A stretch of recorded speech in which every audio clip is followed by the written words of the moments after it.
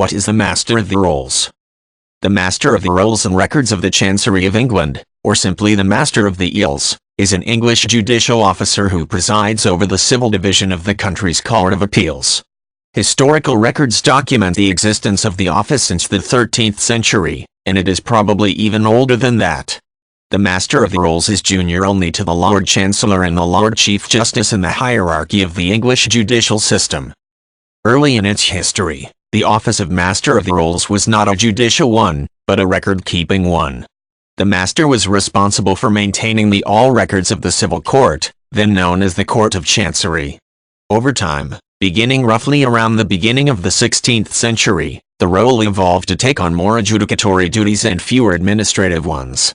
By 1958, the main administrative duty retained by the Master of the Rolls was maintaining a record of registered solicitors, which is a specific category of attorneys in English law. Specifically, the Master of the Rolls rules on civil cases that make their way to the Court of Appeals. Criminal cases are dealt with the Master of the Rolls' counterpart, the Lord Chief Justice. The civil division almost exclusively hears cases escalated from the various county courts and the High Court of Justice. The appeals process in England works on the basis of a defendant receiving permission to do so, rather than it being automatic following a decision. An application is filed with the lower court and it is then considered by the judge. The judge may accept or deny the appeal based on two pieces of criteria written in law: whether the appeal has a real prospect of success, or if there is another compelling reason it should be heard by a higher court. Since records began in 1286, there have been 95 masters.